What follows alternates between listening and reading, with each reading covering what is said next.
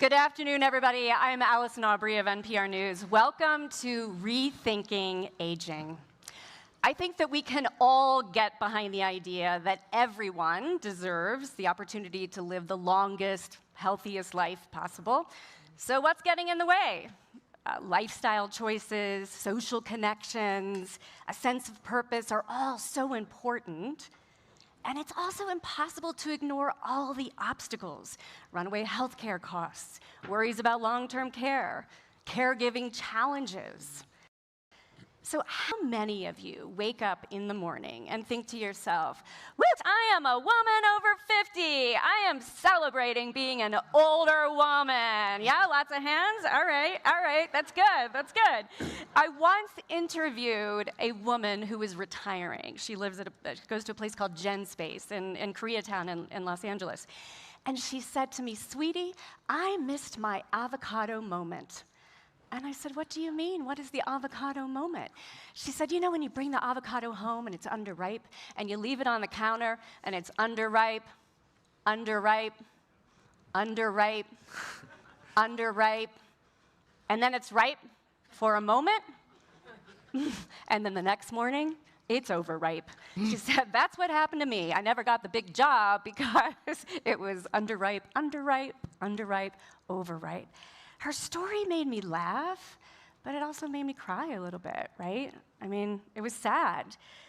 I am a believer that if we want to change something, and this panel is all about changing the narrative of aging, we need to start with sort of moments of connection, moments of celebration, things that tie us together. So you're going to have to bear with me, but we are going to do a wave.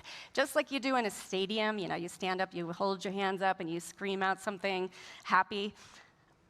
We're going to do that in just a moment.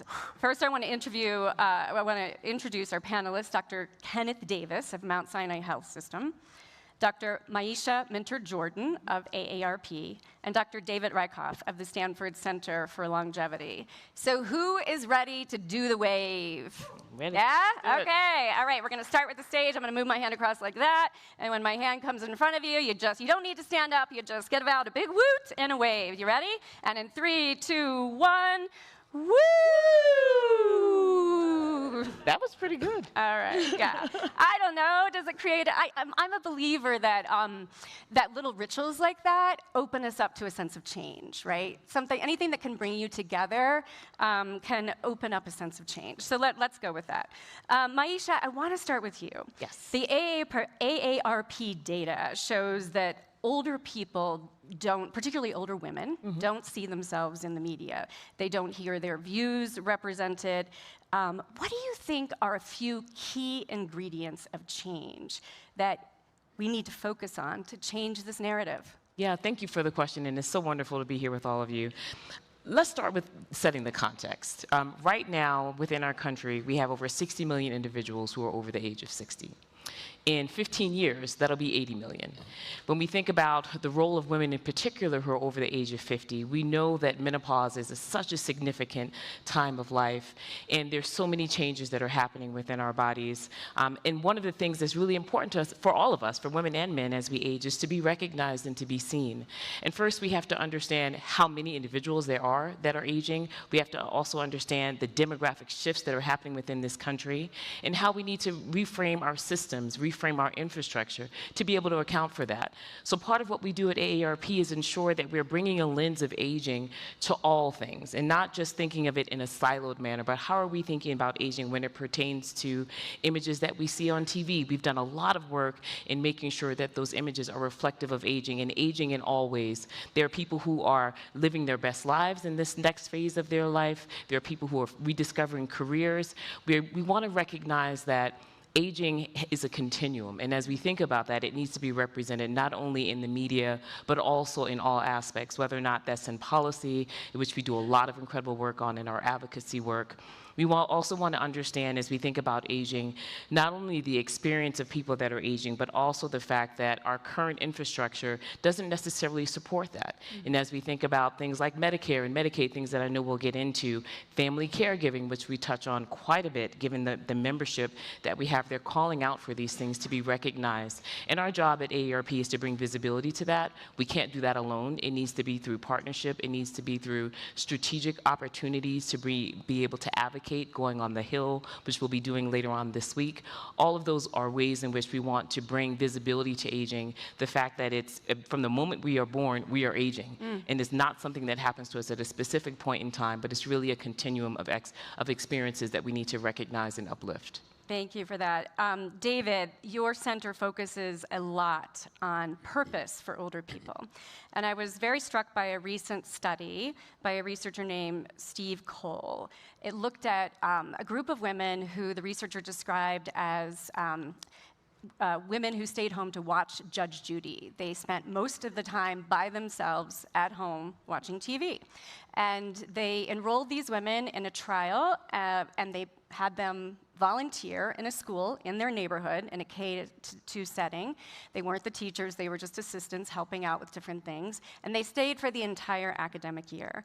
And at the end of that 9 months, they drew their blood, and they were able to show that the immune cells, their white blood cells, there were changes, like actual changes. There was an upregulation of genes that are linked to inflammation, and a downregulation of genes that helped produce the antiviral response. So literally, the sense of purpose changed their genetic expression. And I thought to myself, wow, and this actually coincided with survey data where the women said, I feel more purposeful, I feel more connected, I feel less lonely.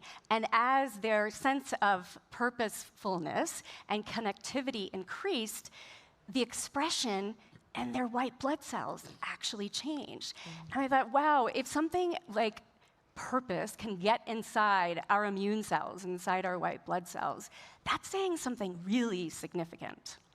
Yeah, it is. And there's a large body of research over many years suggesting it. So that study is amazing in showing these biological pathways, this change in inflammation that happens. But I've done studies just of predicting mortality, and sense of purpose is one of sort of the top 10 predictors of mortality. There's been this amazing evaluation by my colleague Linda Fried from a number of years ago of an AARP program called Experience Corps, which was a randomized trial she did and looked at people who volunteered and helped kids and what their outcomes were, and also the outcomes for kids. And it was just incredible, just the number of systems that benefited. So there was cognitive benefits for folks, cardiovascular benefits, and now we're seeing some of these immune function benefits as well. So it's really just kind of a fantastic example of sort of engagement, sense of purpose, maybe a little bit of physical activity too, from getting out of the house and beyond watching Judge Judy. So really kind of an amazing thing. And when you look at the size of effect here, I mean, in some ways it's not a surprise, like being in an environment with children, doing something pro-social, helping children learn, being part of community. I mean, it intuitively makes sense that someone would feel less lonely, more connected.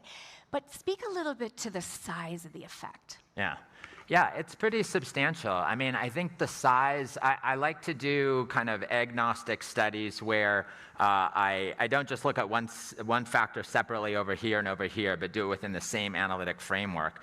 And so, this was, not as powerful as quitting smoking. Quitting smoking is still more important for your quality of life and longevity. But, it was sort of up there with this like top number of risk factors. We looked at sort of 80 different risk factors for longevity and sort of quality of life as well. And it was up there in the top 10, so really important. Wow. I want to move on to prevention. Lots of people worry about the risk of Alzheimer's, the risk of losing their memory, the risk of dementia. Dr. Kenneth Davis, talk a little bit about how we're moving towards earlier prevention of dementia. Well, let me put this in perspective. When I began my career and I was taking care of some patients with Alzheimer's disease, there were no drugs. It was hopeless. And the first generation of drugs, which came from our group, gave people the ability to have some cognitive improvement. And that was good, but not enough. In the last few years, there's just been a cataclysmic change in what's possible around Alzheimer's disease now and its treatment. It starts with drugs that can actually clear the amyloid from your brain.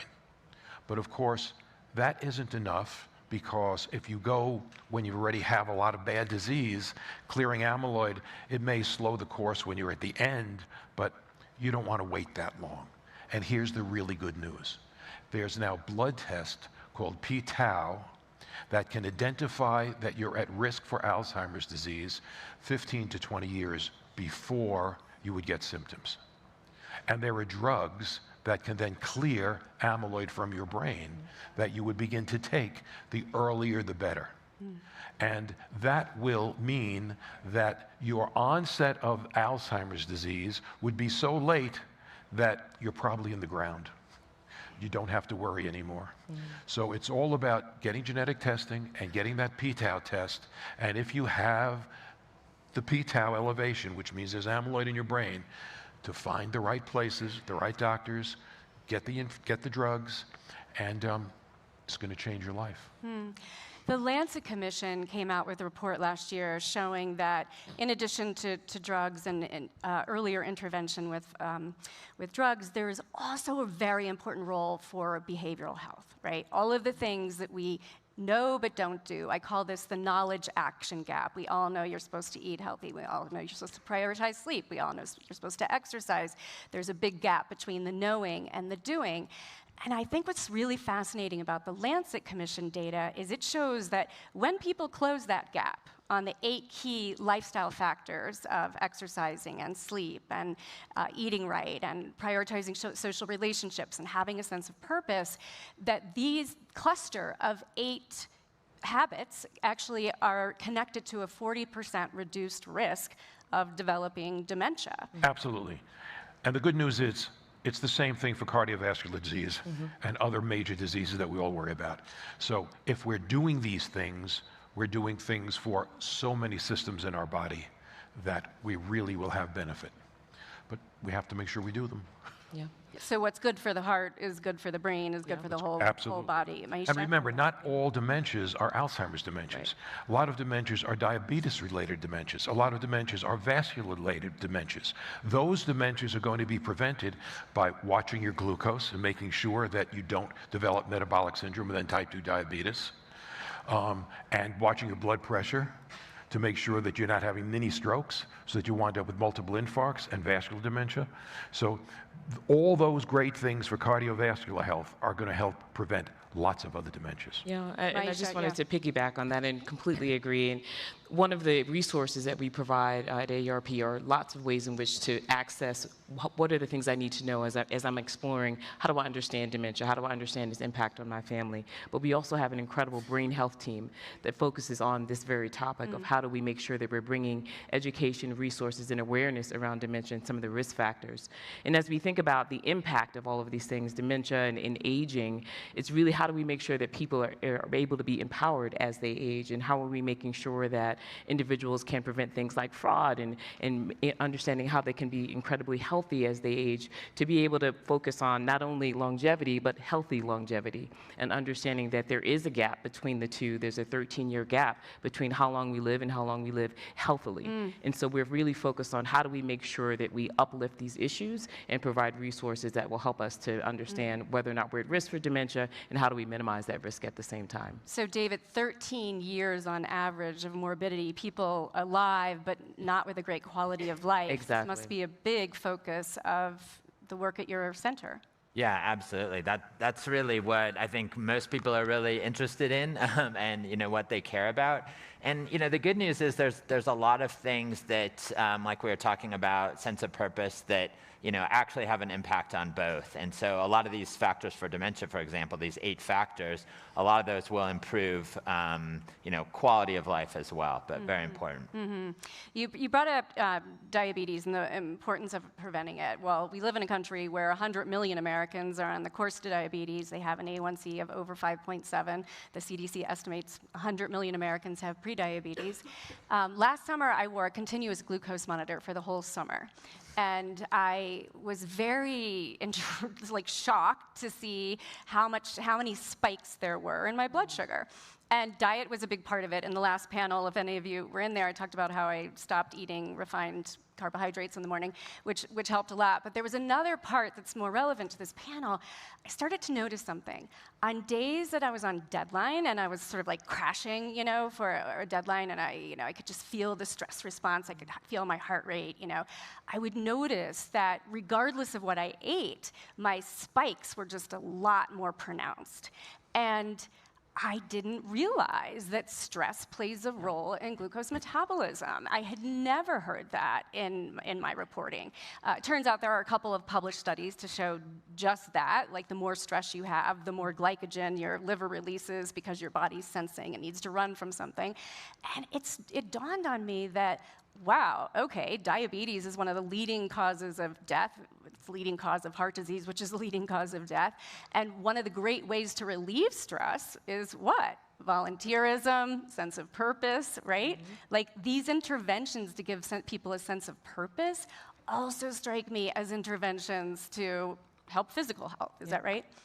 One of the things I shared was that we have over 55,000 volunteers around the country who are doing the work of AARP, over 1 million activists. So when I think about that idea of volunteerism, of being part of a community, that's something that is a significant way in which people are engaged in our work. And I know that's something that you had raised as well, is that idea of getting engaged in that idea of community. Yeah, and there's different ways to do it. I mean, one of the interesting things about volunteering they found is people don't normally just start like after they retire. So there's a big push towards like getting started even just a little bit, a few hours now, just kind of seeing yourself in that way and not like leaving it till after you retire. But the other thing is just thinking about, maybe that's not the exact way you want to engage. There's sort of other kind of ways we can think about structures or building communities to get people to intergenerationally to interact more. And so an example is sort of intergenerational communities. So a lot of this is being done in a few places in the US.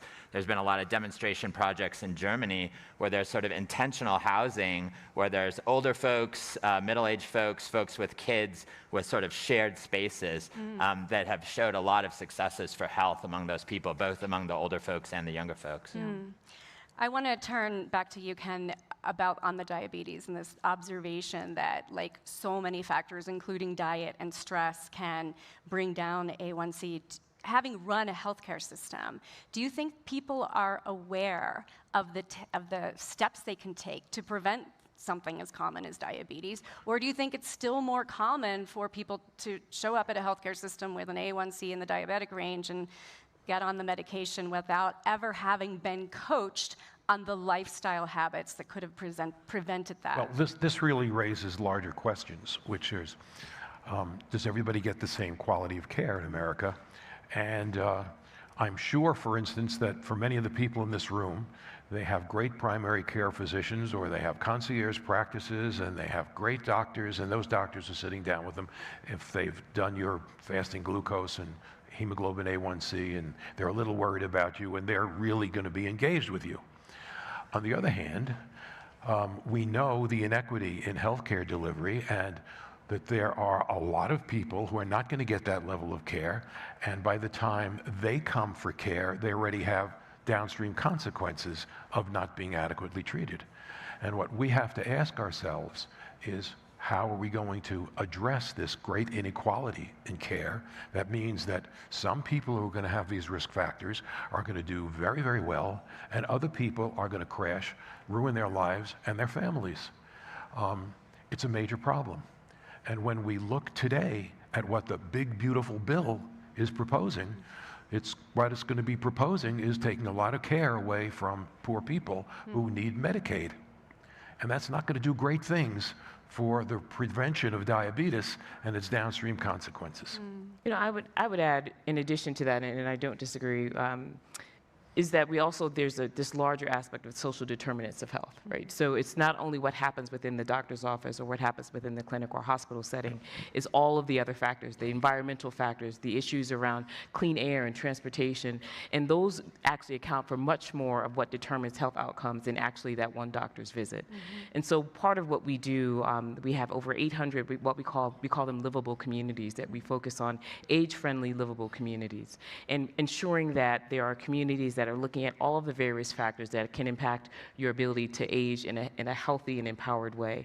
And so we're not only looking at, which is an important, critical piece, I completely agree, but there's this broader context that we also need to consider, particularly as we think about aging and the impact on aging, of what does it mean to be in my community? What are the assets within my community? As a caregiver, we've partnered with the United Way to offer 2-on-1 services so that people can access resources for caregiving.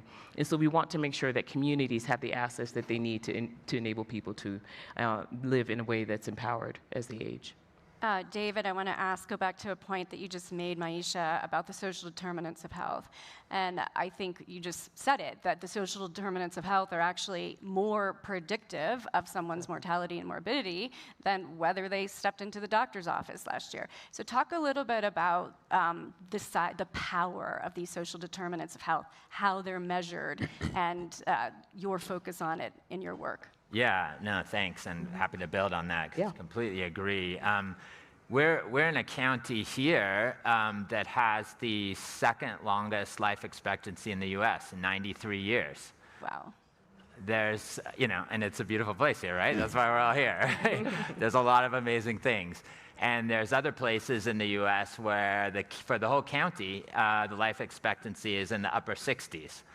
And so that is a huge difference that mostly has to do with social determinants of health in those places, things in the physical environment, social environment, resources, social connections.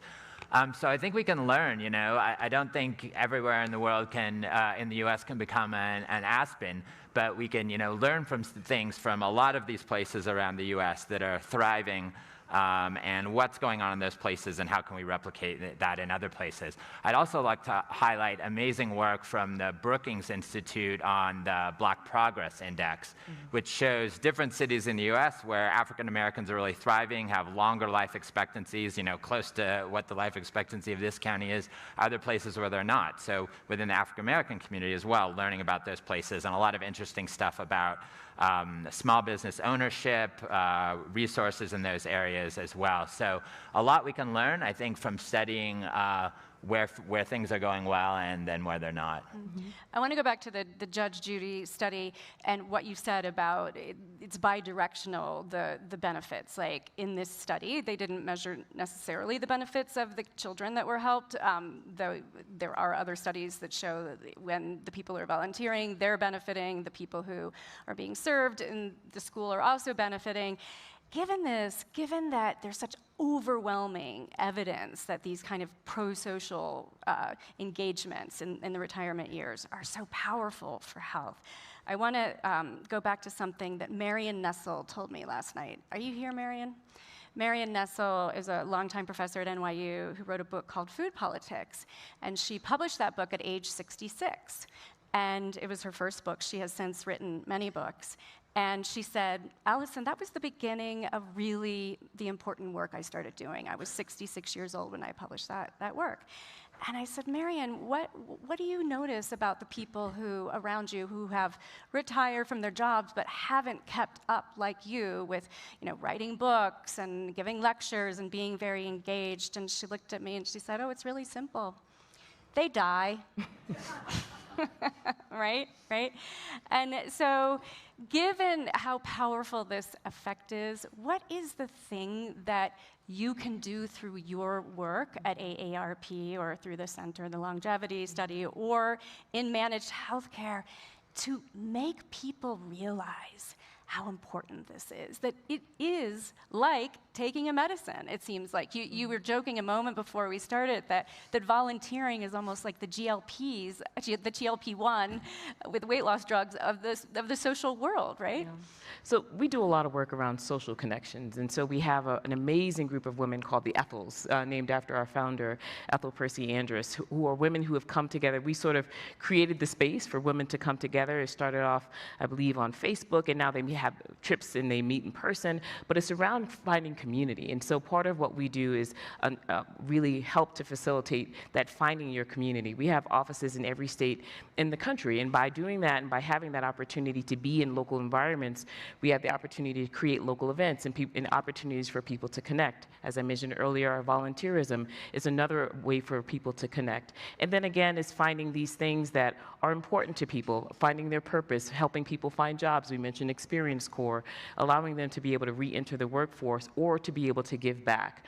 When I think about some of the volunteers that I've met who have been incredible experts in their own right and have had amazing careers, they find such energy and joy in giving back and in finding ways in which to be able to continue to work, but on their own terms. So it's that idea of creating the space for innovation, creating the space for social connection, and those are a lot of the things that we lift up. We have this amazing event called Movies for Grown-Ups, where we highlight older individuals within the entertainment industry.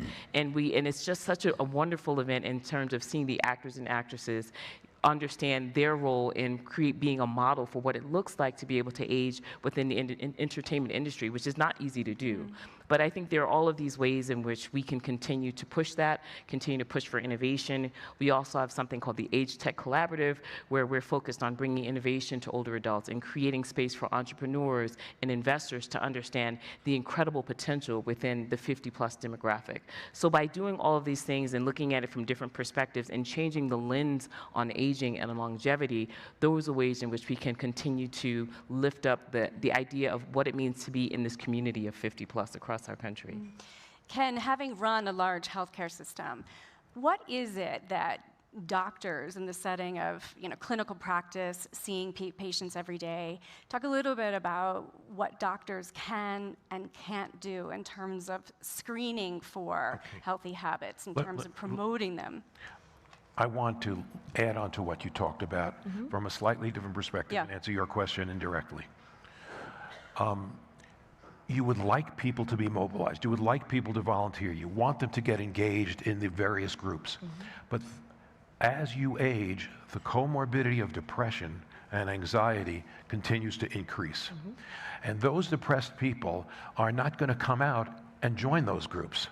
So the problem for the physicians, but also the problems for the family, is to identify the depression when people are just sitting back there and saying, I don't want to do it. I don't want to do it. You've got to engage them. You've got to find out that, in fact, they're not eating, they're not sleeping, they're feeling lousy about life, they don't know why they want to go on. It takes friends and family to engage them, and the doctors to ask those questions. And in 6 or 8 minute visits in which you're coming for your cardiovascular health, there rarely is enough time to sit down and say, let's talk about what life is like for you. So it's hard, but we've got to do it. And I think it's most easily done for older people anyway by their spouses and the family who is associated with them, who can then turn at that primary care meeting and say to that doctor, I'm not sure Dad's okay. I'm not sure he may be a little depressed. And then that will initiate the kinds of conversations that could lead to the kind of treatments that would make a huge difference and then make it possible for those people to join the activities that you're talking about. What you just said reminded me of a study that I covered years and years ago, I think almost back to 2007, by Nicholas Christakis, who's a social scientist who studies social contagion of emotion. And back in 2007, through the Framingham study, he mapped the social connections of the entire town of Framingham, or all 5,000 participants in the town in this study. And what he found is that if one person became depressed, their spouse was much more likely to become depressed, which isn't a huge surprise. But what was a surprise is that their neighbor was more likely to be depressed, and their neighbor's neighbor. So if your friend, your spouse, your friend, and your friend's friends, because the social contagion spreads like to 3 degrees of separation, which is a very fascinating concept to me. I mean, we are sort of mirrors of each other, right? And so I'm wondering how the science of social contagion, which there's now this huge body of evidence showing it in divorce, showing it in obesity, showing it with all kinds of health behaviors. How do you think you can use the social science, the science of social contagion and emotional contagion for the positive, to like sort of as a public health intervention? Yeah, I think a lot of these things that we're talking about, whether it's housing or these volunteer programs, are also interventions for social isolation and loneliness too, and bringing people together and learning from each other and hopefully having better, better health. Coming back, I want to reiterate again too on that topic, coming back to this, I would call it a real crisis right now in terms of who is going to be able to be active over the age of 50 and 60 in the coming years. I've been doing work with Jack Rowe, who did the first work on successful aging, and we're calling it the forgotten middle. We just published a paper on this. We've been looking at sort of functional ability, well-being, happiness, depression, some of these things we're talking about in middle age, and over the last 20 years have just seen these dramatic declines, especially in what we're calling the forgotten middle, which is sort of lower middle income households. So not the poor, not sort of middle, upper middle, but this lower middle income group, which is 1/3 of the population of the US, are actually worse off now than folks are in their 60s and 70s. So we just published this data, and it's really scary to me for how many people are going to be able to participate in the future, as you're saying, in a lot of these programs, if we don't start thinking about what's going on with people in their sort of 40s and 50s in terms of mobility and functional limitations. Did those findings surprise you? No, I mean, and I think that's part of why we exist, in order to bring light to some of this, and also to ensure that as we think about policy, as we think about infrastructure, that we're applying this lens of aging, because we are often forgotten. And it was interesting, I asked the question yesterday of, how do we bring a lens of aging to philanthropy? And the immediate response was talking about disability. But there's so much more beyond that. And so part of what we do through our policy, through our research, we have incredible teams that do this work of lifting up what are those factors, how do we mitigate those factors, and what are the things and the resources that communities need in order to really account for that issue and account for the fact that we have this forgotten middle. So there's a lot of opportunity here. When we think about the contributions of the 50 plus to the US economy, it's over $28 trillion.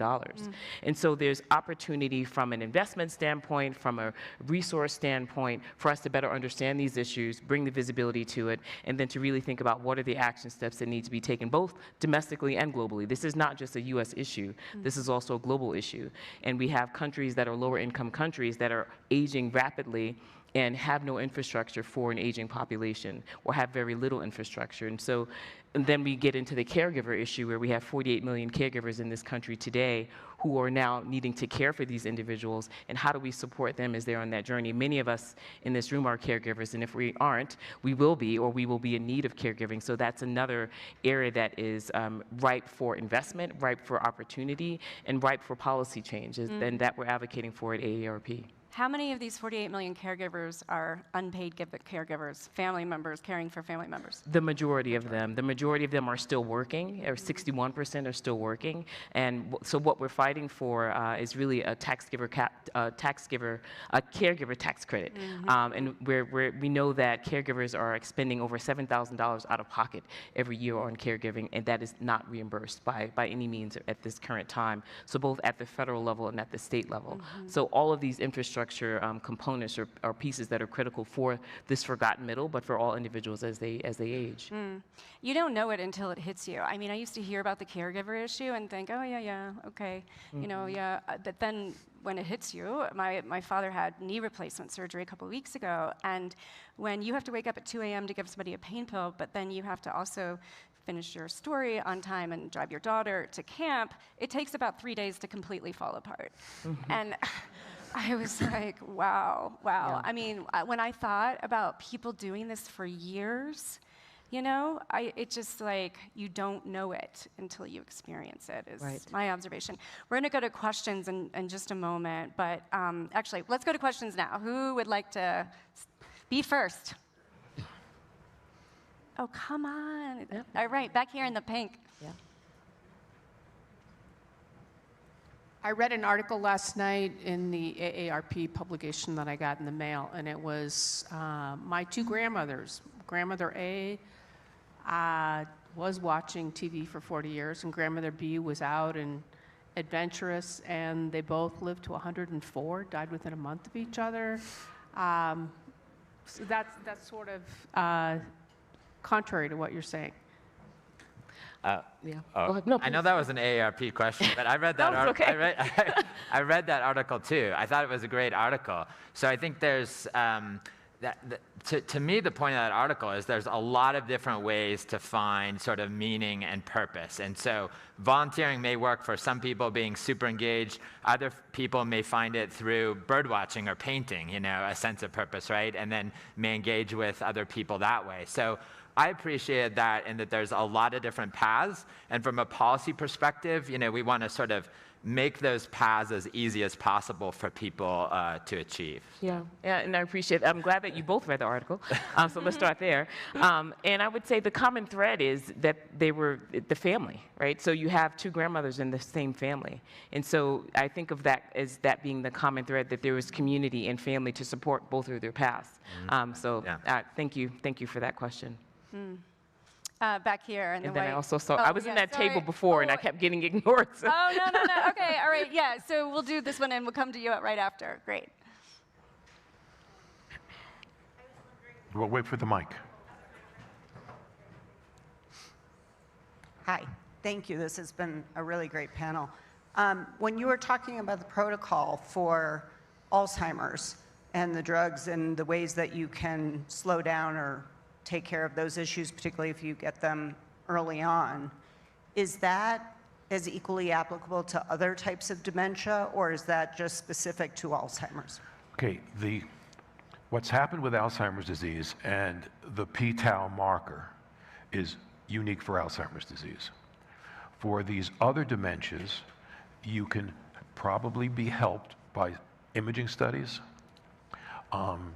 and by knowing some of the metabolic factors that are risk factors for them. So you just need a good comprehensive primary care physician with the time to look at all the potential risk factors. Yeah, including family history as an Yes, internist. and genetics. Family history Clearly, or genetics genetics is are very such valuable. a significant part of it. All right, this question over here.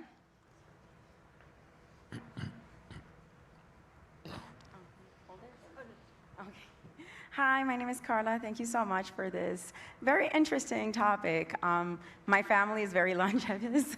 Most of you wouldn't guess my age. But my question is more about race and different communities. I'm from the Hispanic community, and we do have, I think, more community. I just moved to the States 3 years ago, and I don't even know the name of my neighbors. So have you done any studies based on ethnicity or different types of communities to see which one is more longevous than others?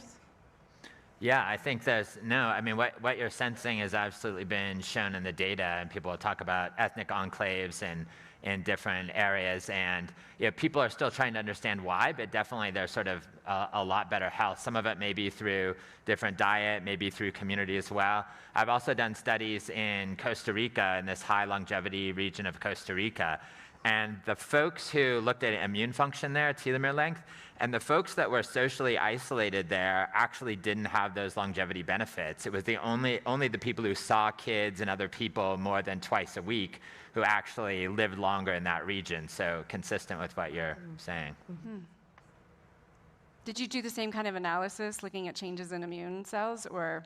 No, so we want to get data on that and work with Steve on that. Yeah. So we've done telomere length and some epigenetic stuff, but I'm interested in his work. Yeah. Is telomere length still active? Are people still pursuing telomere length in research, or are things mostly switching over to epigenetic aging clocks? Or Yeah, I think now it's become kind of like part of a suite of a lot of different things to look at. So it captures some things, but there's a lot that we can capture with epigenetics and gene expression and protein expression as well. So now kind of a part of that. Yeah. I think the field of geroscience is it's such an incredible field, and we're actually looking into that and understanding what are the policies, how do we think about advocating in these spaces, but just this idea of being able to understand how we age and what are those factors that influence aging is incredibly important. So I'm excited to learn more about your work. So many more tools to analyze. Yeah, and you don't, so then you can see reaction, you can see responses right away, like what Steve saw in his study. So instead of waiting 20 or 30 years, you're sort of within 6 months or so, you can kind of evaluate what the long-term benefits might be. Really cool.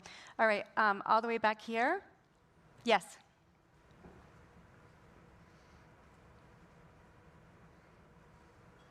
Excuse me for not having a question, but I just wanted to share with everyone the good news about turning 70.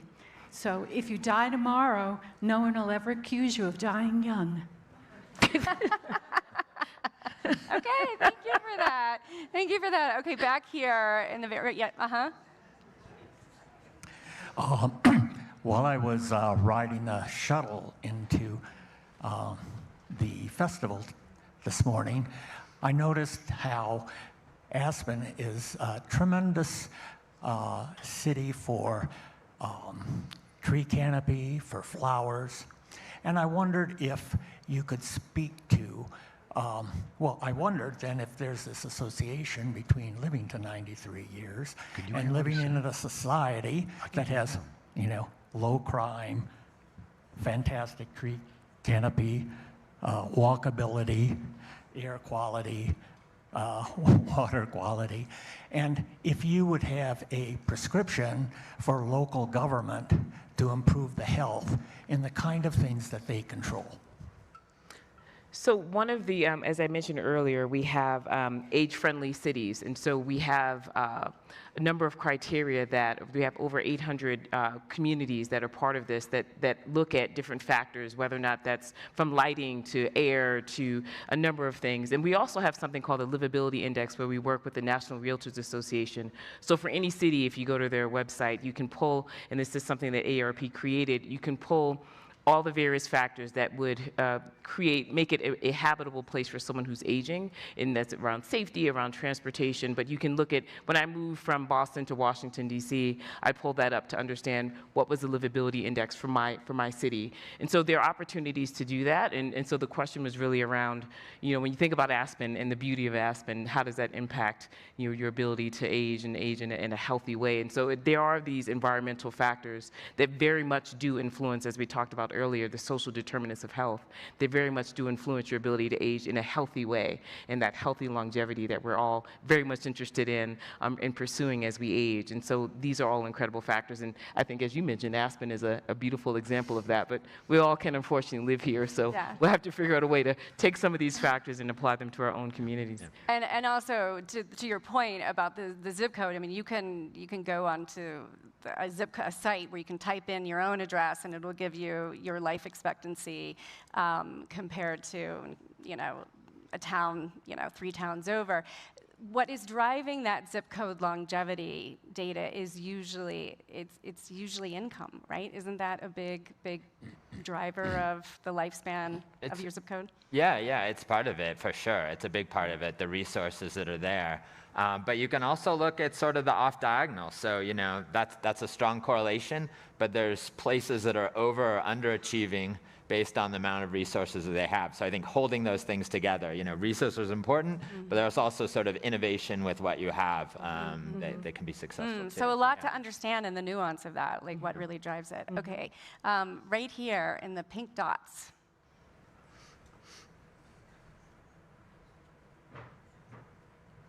Thank you. This question is for Dr. Davis.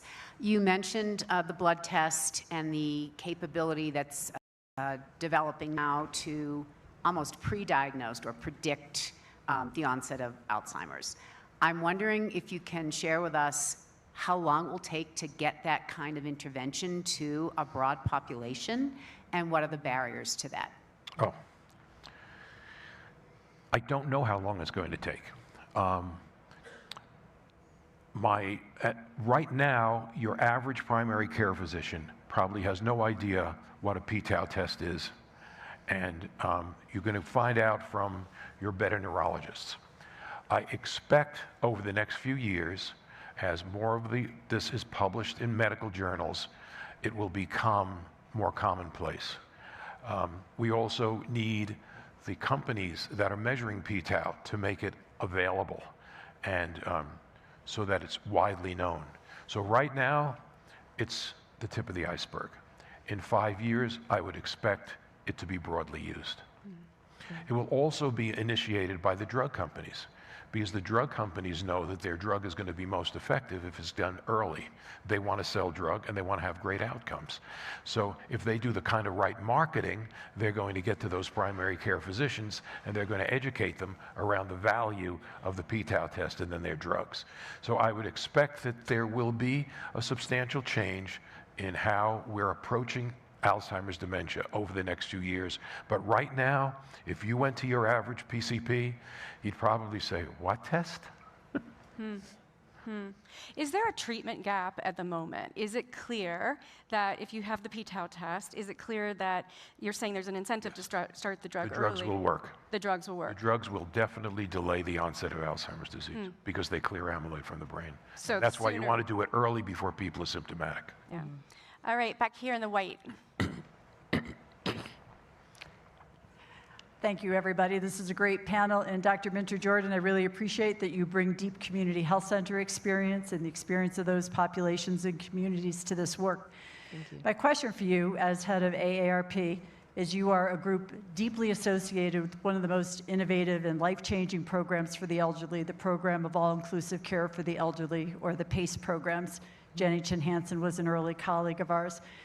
Clearly shown to put into practice all that we're talking about, social connection, excellent health care, holistic care, community-based, and yet the movement has stalled out, it seems to me, policy-wise, with only a percentage of the states being approved for a PACE program. I live in one of those in the state of Connecticut. I've been trying to get a PACE program forever going in our state. What's your position on accomplishing this major, what I would think, policy objective to make it available and to extend it beyond just the low-income community? Because really it addresses all of the issues that you're talking about for healthy aging in place, reducing caregiver burden by providing on-site socialization all day while family members work in that whole continuum of services. Yeah. Thanks. Thank you for the question. So we are incredibly supportive of PACE programs at AARP. We are supportive of policy that would support that. We're hopeful that with the new HHS leadership, what we've heard is that there's also support. And so it has to happen, I believe, at a federal level as we think about funding for PACE programs. But there are a number of community health centers, as you mentioned, that are looking at the PACE program model as a means of now potentially staying afloat, but also ensuring that they have a means by which they can engage an older population. So we are incredibly supportive of PACE programs and really hopeful that that structure and that infrastructure will continue to spread, but it does have to happen at a federal level. And perhaps as things continue to shift, there may be also state interests because it is a way not only to provide better health outcomes for older individuals, but also at a reduced cost. And so it's a win-win when we think about these types of programs, and so we're hopeful that we can continue to support it at both the local and the federal level. So appreciate the question and wholeheartedly agree. Yeah, there's a question right here. A nice presentation. With the demographic shift to many of us living longer, do you see the need of new types of professionals developing not only in medicine, but psychosocial areas and support areas in the next 10 or 15 years, where we're getting trained people to address this population in a more comprehensive fashion? I think the manpower issue is going to be overwhelming. We don't have enough geriatricians to begin with, and then we don't have enough primary care physicians. So, identifying a lot of the problems before they really are serious is going to be difficult. And then when you look about the ancillary help, social work, caregivers, it's just the pipeline is just not adequate, and we really need to address that. I see it every day in the nursing shortage, and it's only worse through the communities. Yeah. And I just wholeheartedly agree. I believe we have about 4 million professional caregivers in the country. We have 48 million people who are working in that role without the training that they need. And so that's just a clear example of the gap. And so when we talk about bringing a lens of aging to all of these issues, it's happening now. When we think about the aging demographics of our country, but also globally, the fact that we're not using that lens of aging when we think about workforce issues, when we think about environment, when we think about policy, when we think about philanthropy, is almost sort of nonsensical. And so it's an opportunity for AARP and for all of us to be able to lift this up as an issue. And even for someone who's not in their 50s, you will be in your 50s if you're lucky, plus, right? And so you want to be engaged in this now, because if you're thinking about waiting until you're 50 to understand retirement and how to plan for retirement, financial security, you're too late. And so we really need to start to reach back into a younger generation, and as it pertains to workforce issues, as it pertains to education and understanding these issues, so that you can prepare yourself before you reach this age and you're now left without the means to be able to take care of yourself and your loved ones. Is there a place you can point to in the world when you do your policy work where you can, look to our neighbors to the north in Canada or to the National Health Service in the UK, where they've understood they've gotten a hold of the infrastructure and investing in the care economy with an eye towards aging? Is there anywhere we can look where they're doing it better, that we can learn from? Did you want to? I would say, yeah, and Singapore is one example where they're doing a lot of innovation in this space. At the Longevity Center, we think about this, what you're talking about is the societal jet lag. All of our institutions, or the caregiving, medical, education, were designed for a very different society. And now we have millions more lives of knowledge and wisdom and labor to make our society better. And we want to design the society to take advantage of that. So it's not a burden, it's an opportunity. We just have these institutions that haven't come along, and that's where we need to make these adaptations. And so I think Singapore is doing a lot of innovative things in this area. Our team has visited Singapore and spent some time there, and that's our understanding as well, and participating in conversations globally so that we can have shared best practices, because it is, as I mentioned, this is happening around the world, where we have 1 in 5 countries that'll have an aging population, 30% or more of their population over the age of 65. And so particularly in lower income countries, we need to understand what are those infrastructures that can help with healthy longevity. And so it's something that we're actively studying.